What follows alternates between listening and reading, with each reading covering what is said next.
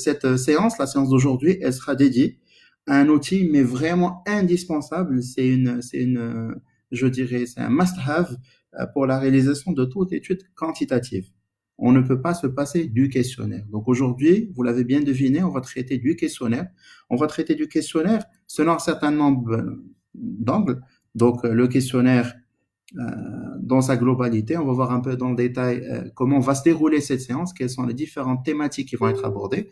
Je vais bien sûr faire, comme je l'ai toujours fait lors des séances précédentes, un rappel du cours précédent, ce qu'on a vu, vraiment les grandes lignes, mais de manière très très brève. Ensuite, j'aborderai certaines généralités sur le questionnaire. On verra ensuite quelles sont les étapes clés de rédaction d'un questionnaire, quels sont les types de questions, parce qu'on a plusieurs.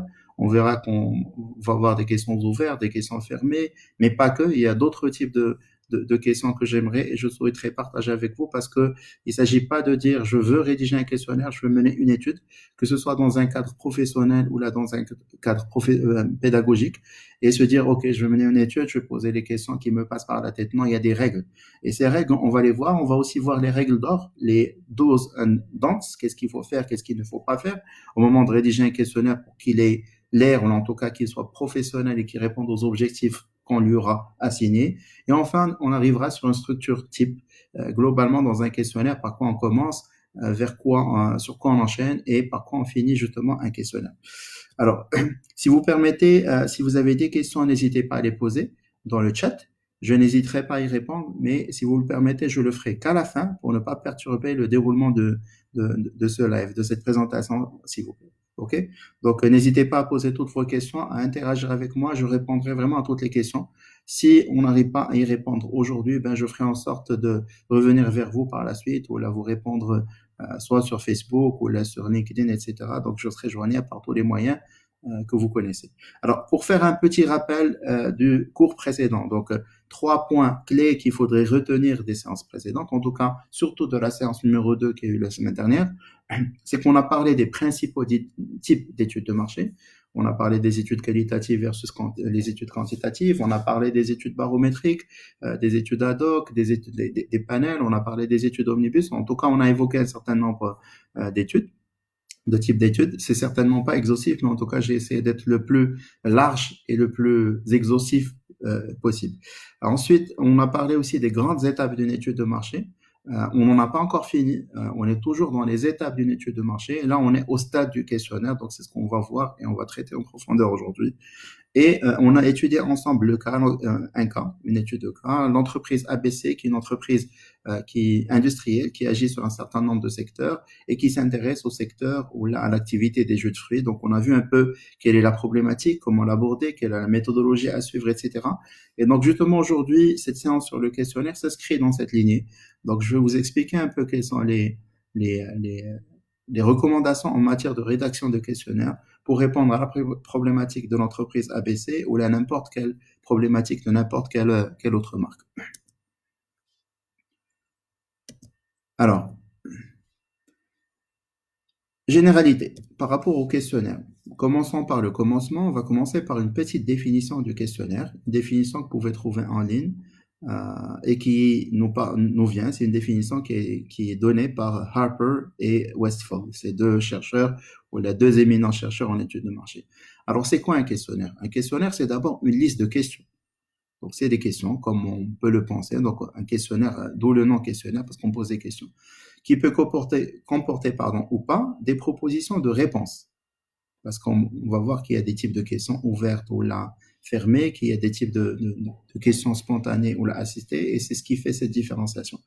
Un questionnaire doit remplir deux fonctions fondamentales. Premièrement, il doit traduire les objectifs de recherche en questions spécifiques. Les objectifs de l'étude ou l'objectif de recherche ont des questions qui sont spécifiques, auxquelles la personne interrogée peut répondre. Il faut que la personne puisse être en mesure de répondre. La personne qu'on a en face, qu'on appelle soit répondant, soit un interviewé, etc. Donc, il y a différentes façons d'appeler ces personnes. Et bien évidemment, le questionnaire doit inciter ces personnes-là, ou là, la personne interrogée, à coopérer à l'enquête.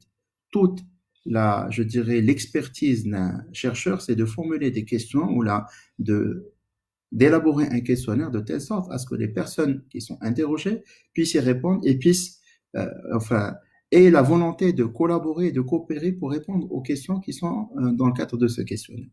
Donc, voilà, donc c'est un peu ça les deux idées clés, ou en tout cas les deux principes fondateurs d'un bon questionnaire. Alors, on en finit avec cette définition. Ensuite, on va passer à quelques généralités importantes. C'est des must-have et des must-know sur le questionnaire. Alors, c'est quoi? Un questionnaire, c'est un support de collecte de données. C'est le plus utilisé dans le domaine des études marketing. On verra, Inch'Allah, la semaine prochaine qu'il y a d'autres outils de collecte de l'information, notamment en études qualitatives. On va parler de guide d'animation d'entretien, mais aujourd'hui, on est dans le cadre d'études quantitatives et le support de collecte de données par excellence pour les études quantitatives, c'est le questionnaire. D'accord? Alors, le questionnaire s'intègre dans une logique d'étude quantitative, comme j'ai dit, descriptive ou explicative, selon qu'on veut décrire un phénomène ou l'on veut expliquer un phénomène, une façon de se comporter, un comportement, etc. Un questionnaire ne peut porter que sur un contenu informationnel clairement identifié et défini. C'est-à-dire, on ne va pas découvrir des choses au moment du questionnaire. On va poser des questions sur la base de contenu informationnel dont on a besoin, qui est clairement identifié, qui parle souvent des objectifs qu'on a assignés à cette étude ou à cette recherche. Et donc, on cherche à évaluer ou à vérifier l'importance de chacun de ces critères ou l'importance de ces informations qu'on cherche à couvrir dans le cadre d'une étude en particulier. Et l'utilisation du questionnaire, elle obéit à une logique de standardisation, c'est-à-dire que on va devoir administrer le questionnaire de la même manière à toute personne ou à la cible qui est concernée par cette étude. Donc, il y a une logique de standardisation. On a un outil qui est standard. On ne va pas avoir des outils qui vont différencier d'une personne à une autre. On verra qu'il peut y avoir des filtres ou là parfois des questions qui sont posées à certains et pas à d'autres, mais en tout cas sur les questions qui sont communes, génériques, ben, c'est des questions qui vont être posées de la même manière. Donc il y a cette logique de standardisation dans la collecte de la donnée, d'où l'intérêt d'opter dans les études quantitatives pour un questionnaire et non pas un guide d'animation. Et on verra clairement la différence par la suite. Alors, quelles sont les étapes clés aujourd'hui pour rédiger un questionnaire? Alors, le contenu, je tiens juste à le préciser, je l'ai dit lors des deux premières séances, j'essaie d'être le plus pragmatique possible, de me baser sur ma modeste expérience en études de marché. J'essaie de vous présenter d'abord le cadre théorique, parce que c'est important qu'on se mette d'accord sur les concepts clés, et ensuite passer à la partie pratique, donc concrètement sur le terrain, comme aujourd'hui on rédige un questionnaire. Donc, j'essaie au fur et à mesure de vous donner des conseils et des tips sur la manière de bien rédiger un questionnaire, encore une fois, selon que vous soyez étudiant ou là vous soyez responsable marketing ou là que vous soyez dans un cabinet d'études ou là un cabinet de conseil, etc. Voilà, je vais essayer au maximum de mettre à vos dispositions des outils voilà, des astuces pour bien réussir son questionnaire. Alors là, dans la construction du questionnaire, elle porte sur trois éléments. D'abord, la rédaction des questions, donc à laquelle il faut accorder suffisamment de temps, il faut la faire avec suffisamment de recul et de concentration. La rédaction des réponses, notamment quand on suggère des réponses aux répondants, il faut s'assurer qu'on le fait de la meilleure des manières et qu'on ne couvre l'ensemble des réponses possibles et imaginables justement par rapport à une question en particulier, sinon on doit passer à un autre type de question. Et enfin, la définition des instructions pour remplir le questionnaire. Alors, bien évidemment, ça va différer selon que on est en train d'administrer un questionnaire en face à face, à domicile, chez un répondant, ou là qu'on est en train d'administrer un questionnaire au téléphone, ou là qu'on a envoyé un questionnaire par mail, ou là sur la base d'un lien, un répondant qui va remplir en ligne, etc. Donc, les instructions diffèrent. Donc, quand je dis instructions, c'est des recommandations ou là, des instructions, je n'ai pas d'autre terme pour le qualifier, pour dire, voilà, cette question, elle doit être à choix multiple, cette question, vous avez le droit de donner une seule réponse, cette autre question, il faut la poser après cette autre question, etc. Donc, il y a un certain nombre d'instructions qu'il faut suivre à la lettre pour la réussite du questionnaire et pour toujours rester dans cette logique de standardisation dont on a parlé dans la slide précédente. Deuxième point dans la construction du questionnaire, c'est la qualité du questionnaire, elle dépend de la qualité de la définition des objectifs et des informations à rechercher. Donc, plus clair et plus précis on est dans la définition des objectifs qui sont assignés à l'étude et par ricochet à ce questionnaire, plus facile ou la qualité du questionnaire se verra améliorée. On aura un questionnaire de qualité meilleure parce qu'on a tenu compte justement des objectifs et des informations ou là, des éléments d'information recherchés. Donc, ça suppose qu'on établisse une liste d'informations recherchées au préalable avant de se mettre dans la rédaction du questionnaire et qu'on définisse justement la nature des informations recherchées. Est-ce qu'on cherche à avoir des informations d'ordre qualitatif ou la quantitatif? Est-ce qu'on cherche à avoir des informations qui sont plutôt ouvertes, donc on ne connaît pas un peu les réponses, donc on a besoin d'avoir le maximum de réponses spontanées possibles, ou là, on connaît d'ores et déjà les réponses, auquel cas on va essayer de précoder et aider un peu le répondant dans ses réponses. Mais en tout cas, il faut avoir tout ça en tête, le poser noir sur blanc justement avant de commencer ou là de démarrer le travail concret sur la construction et la rédaction du questionnaire. Et bien sûr, un point crucial, de la qualité du questionnaire dépendra la nature des traitements et la validité des analyses et conclusions qui en découlent. Les Anglais, ils ont une citation qui va droit au but et qui résume ça de manière très précise. Garbage in, garbage out. C'est-à-dire que si on alimente un questionnaire avec des choses ou là des informations ou là des questions qui ne sont pas précises ou là qui sont faites n'importe comment, malheureusement, on voit beaucoup de questionnaires circuler en ligne qui sont malheureusement, bien sûr, fait avec les moyens du bord, ou les qui généralement répondent bien, pas bien à l'objectif. Les questions ne sont pas bien formulées, donc on passe notre temps à recevoir des questionnaires comme ça et qui ne répondent pas forcément aux normes. Et le problème, c'est que si le questionnaire n'est pas bien construit, n'est pas bien structuré, les questions sont mal posées, après, quel que soit le type d'analyse, on ramène les meilleurs statisticiens ou les data scientists, on ramène les meilleurs analystes ou consultants en études de marché, ils ne seront pas en mesure d'exploiter correctement le contenu du questionnaire parce que ça ne sert à rien de faire des analyses sur un contenu qui a été à la base biaisé par des questions mal formulées ou là un contenu qui n'est pas propre, qui n'a pas respecté les les normes de rédaction du questionnaire. Alors, ça, c'est pour la construction. Ensuite, quelle est la nature des infos à collecter dans un questionnaire? On en a dénombré 4. Ce sont 4 sources généralement qu'on va utiliser pour bien construire un questionnaire. D'abord, on démarre par les objectifs de l'étude. C'est le point le plus crucial. Donc, on a une étude, on a une recherche à faire, et donc on a des objectifs qu'on a définis. Ces objectifs-là sont primordiaux dans la construction du questionnaire. Donc, si on n'a pas d'objectif, on ne sait pas qu'est-ce qu'on a envie de retenir ou là, qu'est-ce qu'on a envie de collecter comme data, impossible de construire le questionnaire, quels que soient les outils qu'on a à notre disposition. Ensuite, beaucoup de fois, on va rédiger un questionnaire sur la base de questionnaires préexistants ou d'études antérieures qui ont été réalisées. Parfois, ça sert à rien d'aller faire une étude documentaire ou là d'aller chercher une source documentaire ou là faire une phase exploratoire juste pour pouvoir rédiger un questionnaire. Beaucoup de fois, on a des données qui sont existantes, donc il suffit d'aller chercher dans ces études antérieures pour dénicher certaines questions ou là, certains sujets qu'on n'a pas traités complètement ou là, certaines informations qu'il s'agira de mettre à jour parce qu'elles deviennent obsolètes, etc.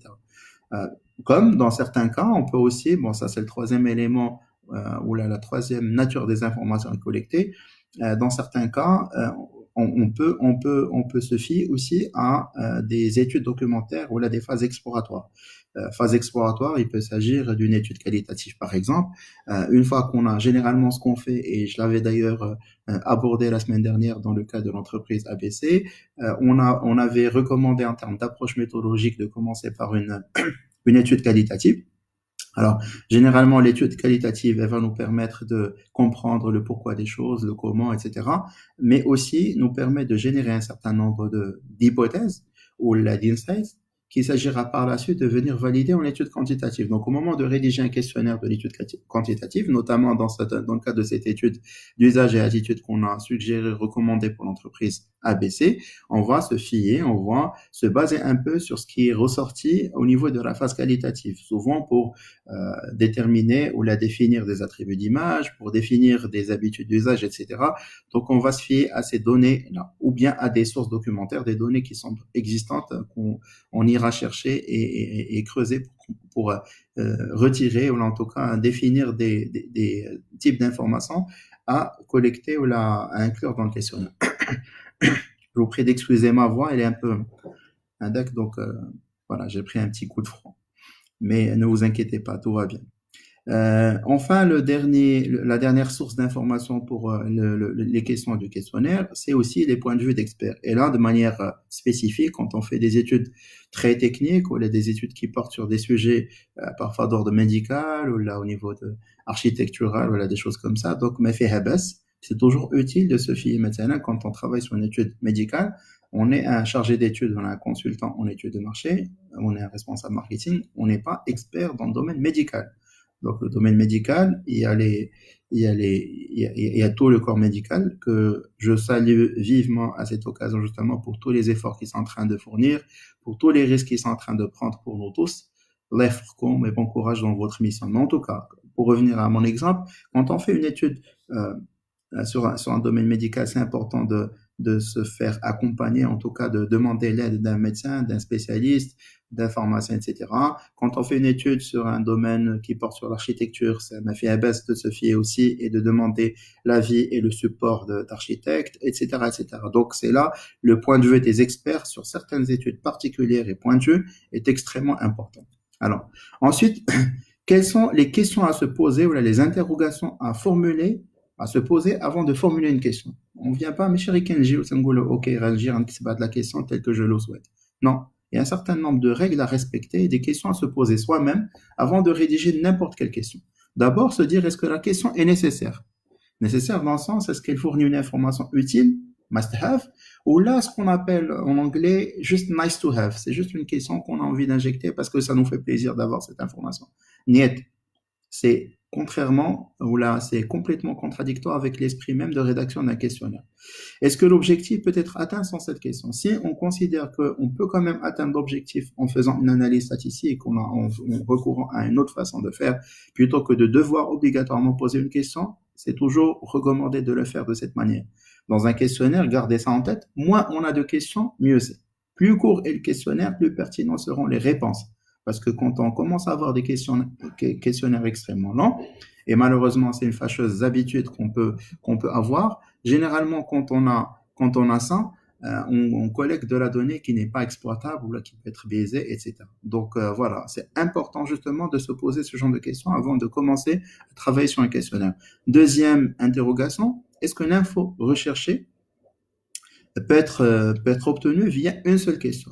Parfois, il nous arrive de vouloir répondre à un objectif particulier, mais une seule question ne peut pas suffire, auquel cas peut-être qu'il va falloir splitter cette question en deux ou la trois, plutôt que d'avoir une seule question qu'on cherche à fourrer d'informations ou là, la rendre plus exhaustive, le plus exhaustif possible, et finalement, ne répond pas à l'objectif. Troisième interrogation à se poser, est-ce que l'interviewé pourrait fournir cette information? Et là, c'est un point, là encore, très crucial, parce que parfois, on formule une question en étant derrière un ordinateur, devant notre fichier Word ou un logiciel pour la rédaction des questionnaires, et on a l'impression que les personnes qui sont en face, qu'on va interviewer, vont comprendre forcément ce qu'on veut dire. Parfois, c'est pas vrai. Donc, c'est super important de s'assurer que la personne en face va comprendre ce qu'on veut dire. Donc, il faut pas qu'il y ait d'incompréhension dans la manière de formuler nos questions. Il faut pas que la personne en face ne soit pas en mesure de répondre. Je donne un exemple. Je pose la question à un enfant de, je sais pas, de moins de 15 ans sur le revenu mensuel de son papa.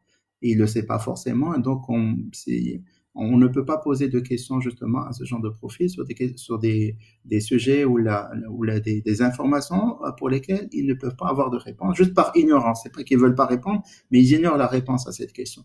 Ou là, demander à un ouvrier dans une entreprise quel est le chiffre d'affaires de l'entreprise, sachant qu'il n'est pas forcément exposé à ce genre d'informations. Ou bien parfois l'oubli. On ne peut pas venir poser une question à quelqu'un sur ce qu'il a consommé il y a 3 ans. Quelle est la marque de boisson gazeuse ou là, la marque de, je sais pas, de jus que vous avez consommé en famille il y a 36 mois. C'est juste impossible. Donc, il faut pas rêver. On peut pas s'attendre à avoir des réponses sur des questions ou là, sur des choses qui sont très lointaines. Donc, la mémoire humaine a une limite. Et cette limite, il faudra en tenir compte. Donc, tout ça, c'est des éléments dont il faut tenir compte au moment de rédiger la question. Et quatrième interrogation, et non des moindres, c'est est-ce que l'interviewé ou le répondant voudrait répondre à notre question? On ne peut pas l'obliger à le faire, on ne peut pas lui forcer la main s'il n'est pas, ou là, s'il ne veut pas donner de réponse. Très souvent, on a ce problème-là quand il s'agit de sujets socialement sensibles. Je sais pas, quand on parle de sexualité, ou là de maladie, ou là quand on parle d'un sujet tabou, ou là de polygamie ou des choses comme ça, pour lesquelles on ne peut pas obliger le répondant à donner une réponse parce que c'est un sujet qui est socialement sensible et donc on sait d'ores et déjà qu'on n'aura pas de réponse. Donc il faut trouver un moyen plus intelligent, un moyen plus smart justement pour obtenir ce genre d'informations. Notamment quand il s'agit soit c'est un sujet qui est socialement sensible ou un sujet qui touche de près la vie privée, notamment des relations dans le couple, des choses comme ça pour lesquelles il est généralement recommandé de ne pas recourir à cette technique d'investigation. Ou bien encore des sujets qui demandent un grand effort de réflexion. Donc, on va poser une question à quelqu'un, il a besoin d'un temps de réflexion de 15 minutes ou la 20 minutes, on ne peut pas se permettre de faire ça. Donc, voilà les 4 interrogations majeures à se poser avant de formuler n'importe quelle question. Je dis pas questionnaire, mais vraiment chacune des questions doit tenir compte de ces interrogations. Bien sûr, avec la pratique, on va pas, on commence à, on sait plus ou moins qu'est-ce qui marche, qu'est-ce que les gens comprennent, etc. Donc, on passe pas beaucoup de temps sur ça. Mais pour quelqu'un de novice, qui n'est pas habitué à rédiger des questionnaires, c'est super important de de suivre un peu ce guide, ce pense-bête avant de formuler n'importe quelle question à inclure dans un questionnaire. Alors, les types de questions. Et là, il y a à boire et à manger. Il y a une liste infinie de types de questions. J'ai essayé d'en retenir les principales. Vous m'excuserez si on ne passe pas, si c'est pas exhaustif, mais en tout cas, on va essayer de voir très rapidement quelles sont, sachant que même ce que je veux montrer, c'est quand même 2 ou 3 slides de type de questions, peut-être 3 slides, mais en tout cas, c'est assez détaillé, mais sans avoir la prétention d'être exhaustif. Alors, on a d'un côté ce qu'on appelle les questions spontanées versus les questions assistées. Alors, les questions spontanées, c'est quoi? Donc ça, c'est une première catégorisation, segmentation des questions dans un questionnaire. Qu'est-ce qu'on entend par questions spontanées? Alors, ce sont des questions pour lesquelles il n'y a pas de choix. Alors, il n'y a pas de choix possible pour le répondant, c'est-à-dire qu'on lui propose rien. Il va devoir répondre de manière spontanée, d'où cette appellation spontanée. Elle permet de ne pas orienter la réponse de l'enquête. Je donne un exemple très concret. Qu'est-ce que vous appréciez le plus dans ce téléphone portable? Donc, je pose une question sur un téléphone. Qu'est-ce que vous appréciez le plus? Et vous voyez que j'ai mis des pointillés pour dire que c'est ouvert. La personne peut répondre de la manière qui lui plaît. Mais là, bon, sachez que ce genre de question est intéressant. Ça peut apporter gros en termes d'insights, en termes d'informations marketing collectées. Maintenant, en termes de traitement et de codification, c'est des questions qui prennent quand même énormément de temps parce que, surtout dans notre façon d'écrire ou la DAC, parfois on écrit ce qu'on appelle l'arancia, vous m'excusez du terme, où là, on va écrire en utilisant des chiffres et des lettres, etc. Donc, imaginez quelqu'un qui s'occupe de la codification, et il y a des personnes qui sont très douées pour ça, qui le font, et que je salue à travers cette présentation. Donc, imaginez qu'on donne, qu'il y ait 1000 réponses de ce genre. Donc, l'idée, c'est quoi? C'est de les codifier. C'est d'abord de les comprendre, les interpréter, et ensuite de les mettre ensemble, de les regrouper ensemble sur des thématiques ou là sous des thématiques prédéfinies. Donc, c'est un travail vraiment qui nécessite beaucoup de temps. C'est un travail de longue haleine et on le voit dans quasiment toutes les études. Alors, les études, les questions spontanées, on les inclut, on en a quelques-unes, on essaie de limiter ça au maximum parce que leur traitement est quand même très compliqué. On essaie d'éviter ça aussi quand il s'agit de faire des études en ligne parce que il n'y a pas d'enquêteur en face pour relancer, parce que très souvent ce qui se passe c'est qu'il y a une tendance à la fainéantise où la plupart des répondants vont se dire je vais pas rentrer dans le détail, je vais juste donner une idée, parfois même pas de réponse. Le plus simple, c'est de dire je ne sais pas, ou là, j'ai pas envie de répondre, alors que parfois on a des idées en tête. C'est juste qu'on n'a pas envie de les formuler, ou on ne veut pas trop se casser la tête pour les formuler. Donc il y a un juste milieu à obtenir entre des relances. Et là, on peut le faire quand on est en situation de face à face, mais par contre, quand on a affaire à un questionnaire en ligne, impossible d'avoir, on peut donner une instruction en ligne consigne, mais on n'est pas sûr qu'elle soit respectée. Donc voilà, c'est un peu les plus et les moins des questions spontanées. À l'opposé, on a ce qu'on appelle les questions assistées. Alors c'est quoi? C'est des questions pour lesquelles on a un choix de réponse. Il est proposé au répondant. Ce choix de réponse, souvenez-vous que ce que je disais il y a quelques slides, je disais qu'on a un certain nombre de sources de données qui peuvent nous aider dans la rédaction d'un questionnaire, notamment quand on fait une étude qualitative ou là quand on a réalisé une étude par le passé. On sait maintenant, je pose la question pour vous donner un exemple concret, parmi les aspects, parmi les aspects suivants, quels sont ceux que vous appréciez le plus dans ce téléphone portable? Donc, je prédéfinis une liste et cette liste, elle peut comporter un certain nombre de réponses. Là, j'ai donné pour l'exemple 3 ou 4, mais ça, elle peut en comporter 10, voire plus. Donc, j'ai proposé l'ergonomie, le poids, l'autonomie du téléphone, la rapidité du processeur, etc. Comme on laisse le choix aussi au répondant de choisir ou l'adopter pour d'autres réponses. Donc, Là, on a prédéfini, on a assisté un peu, d'où le terme assisté, on a aidé le répondant à définir ou là à proposer des réponses et ces réponses sont déjà précodées. Alors, on passe à un deuxième type, là, ce qu'on appelle les questions ouvertes. Dans les questions ouvertes, bon, il y en a qui sont spontanées, d'autres qui ne le sont pas. Donc, les questions ouvertes, c'est quoi? C'est des questions qui laissent au répondant la liberté totale de la réponse à donner. Il est libre de ses choix. Donc, on l'oriente absolument pas. Donc, à l'intérieur de ces questions ouvertes, on a ce qu'on appelle les questions ouvertes spontanées. C'est un peu à l'image de la question dans la slide précédente. Et à l'intérieur ou là, en dessous de cette catégorie, une sous-rubrique des questions ouvertes spontanées, c'est ce qu'on appelle les questions ouvertes spontanées non précodées. La question que je vous ai posée dans la slide précédente, elle fait exactement partie de cette famille. La question maintenant, je vous pose, combien de fois par semaine consommez-vous du jus emballé? Combien de fois par semaine? Pardon. Vous remarquerez que c'est pas précodé, que c'est libre, et donc le répondant a le libre choix de choisir, de donner la réponse qui lui plaît. Ensuite, on a ce qu'on appelle les questions ouvertes spontanées précodées. Pour quelles raisons ne consommez-vous pas de jus emballé? Là, j'ai proposé le prix, le goût, la présence de conservateurs, comme on peut avoir d'autres réponses. Là, donc, on a précodé un peu ce qu'on a vu dans la question précédente. Et on a aussi ce qu'on appelle, alors deuxième sous-famille des questions ouvertes, on a ce qu'on appelle les questions ouvertes assistées. Un exemple, parmi les raisons suivantes, quelles sont celles pour lesquelles vous ne consommez pas de jus emballé? Diriez-vous que c'est le prix, le goût, la présence de conservateurs? Donc là, je limite la liste. C'est une question qui est assistée, donc je fais des propositions de choix aux répondants pour qu'ils choisissent parmi les modalités qui sont proposées et je ne lui laisse pas la possibilité d'en citer d'autres. Alors ensuite, on passe à une autre famille. Donc d'abord, on a parlé des questions ouvertes, là on est en train de parler des questions fermées. C'est quoi? Quelle est la différence entre une question fermée et une question ouverte? Une question fermée, c'est une question pour laquelle on impose aux répondants un choix limité en termes de possibilités de réponse. Là encore, il y a des sous-familles. On a ce qu'on appelle des questions dichotomiques. C'est des questions qui n'offrent que deux choix de réponse possibles. Généralement, c'est un oui ou un non. Ou là, je veux,